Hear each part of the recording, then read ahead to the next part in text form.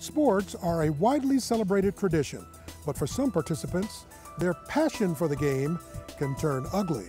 Someone lying in the hospital, that doesn't equate. When team dedication turns violent. Straight ahead on Equal Time. From San Jose State University and KTEH, you're watching Equal Time, exploring new issues each week, giving equal time to competing points of view. Hello from the campus of San Jose State University, and welcome to this edition of Equal Time. I'm your host, journalism professor Bob Rucker. These days, sports are not only a form of entertainment, they're also becoming a way of life. Rivalries between teams and fans and players can sometimes become dangerous. Ryan Kern reports on what sportsmanship means today and how it has changed over the years.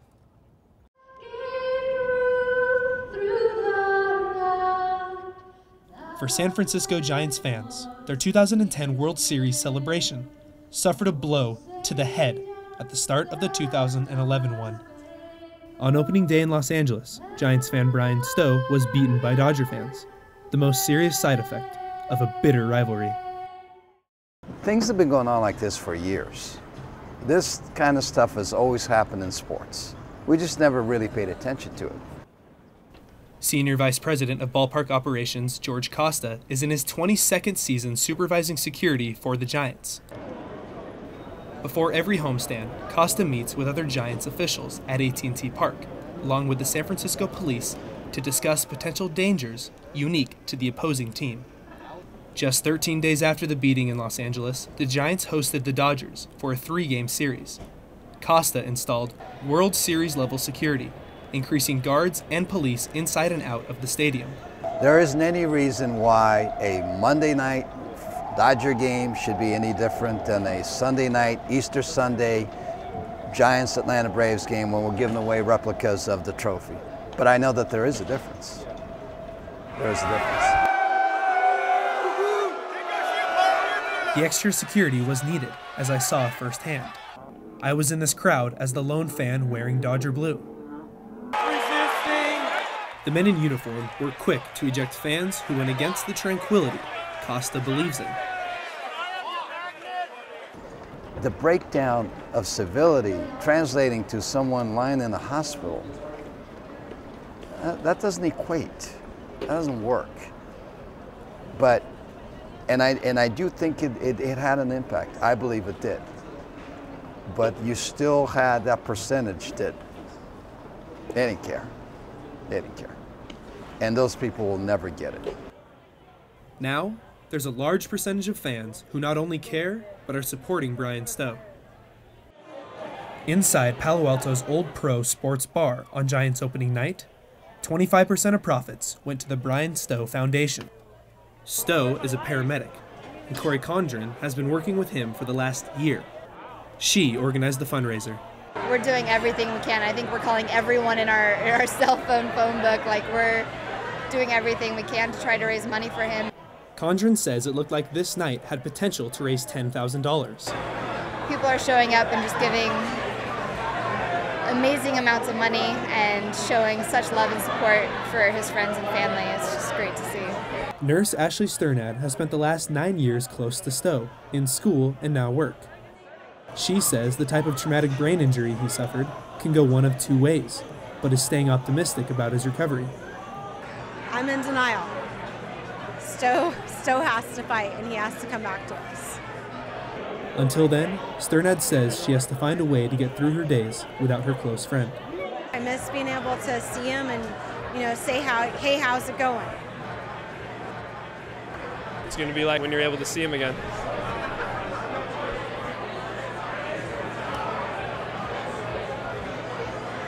I can't wait to see his face again. But while Stowe recovers, feelings in the stands have yet to be healed. If you want to be able to dish it out, you also got to be able to take it. And if fans have that kind of attitude, then, stuff that happened down in LA might not happen. Bay Area resident Dominic Uridia marks his calendar each season for when his Atlanta Braves come to take on the Giants. And even though the two aren't significant rivals, he he decided to dress modestly. I usually do go all out. I usually have my shirt and my hat, and I just decided to go a little mild. I don't know if it's because of recent events or, or what, but I just decided to wear the hat today.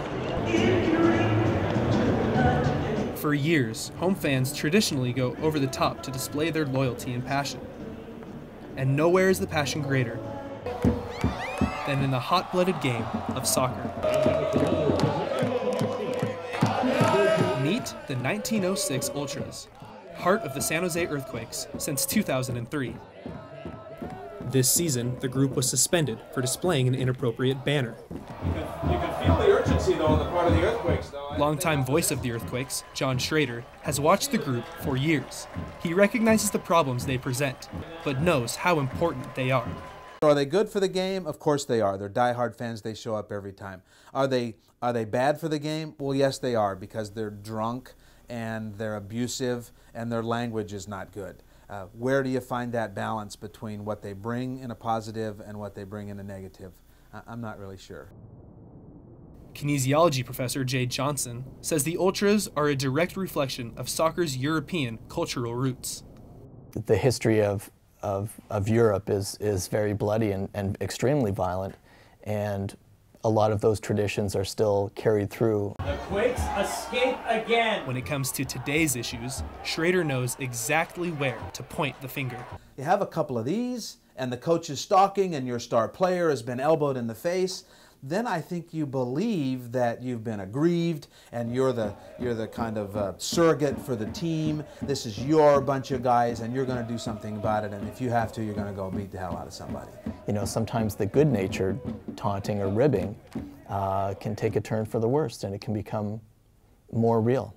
And we can have an incident like we saw down in LA where, you know, a Giants fan is basically beaten into a coma.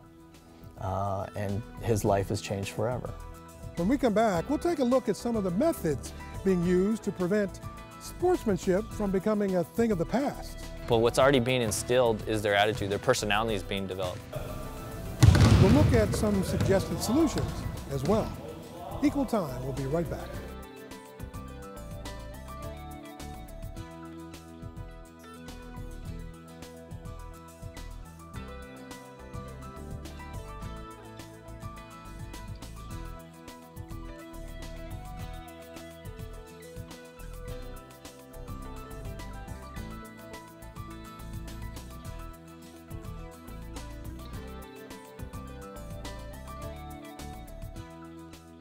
With unruly fans becoming more and more a part of sports, how do we keep others from joining in?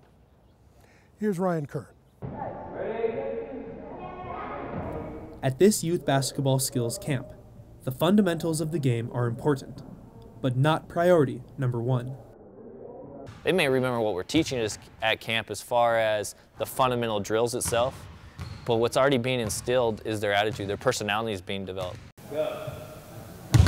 Northern California Youth Basketball Organization, NJB City Hoops, preaches positive attitude before offense, defense, and other basic basketball skills. Coach Johnny Johnson's philosophy is teaching respect through demands. Trying to teach them, as far as, hey, we listen when other people are talking, or if someone's doing something, being ready and not being angry at one another. That's a big portion of the attitude. Johnson's military background reflects his camp. By starting at a certain time and practicing drills in a specific order, his students learn structure, something he says is key to good sportsmanship. To get this concept across, he uses discipline. If you start a little bit of discipline of them understanding, hey, we work as a team, passing the ball and understanding that you're not going to always be the guy who shoots the ball. You may not always be the guy who gets to play all the time. He may be stern, but he praises and builds his players up for learning from their mistakes and respecting the rules even more. I think at the youth level, I think the main thing needs to be balance. Balance in our approach to athletics, balance in our approach to winning, balance in our approach to our relationships with our teammates, balance in our approach to our athletic identity. Former NCAA soccer coach Daniel Murphy says an increasing effort to teach the value of sportsmanship at the youth level has improved behavior across the board because he says sports shouldn't be an athlete's only primary focus. It should be one of many experiences that a young person has, not the only experience. So along with bouncing that ball, I should be going and seeing art and music and engaging in other things in my community outside of the field, so then I can bring those experiences back to my team and enrich myself and my team together. Murphy says it's important to start these lessons early and continue them through all levels. For me personally, we would definitely spend quite a bit of time on it. Because I always had in the back of my mind that, these kids are going to go pro, as the NCAA commercial says, in something else other than sport, and I wanted them to be full-rounded human beings. Kinesiology professor Tamar Semerjian played rugby for the University of Iowa. While there, her coaches pushed positive competitiveness, something she would like to see more of.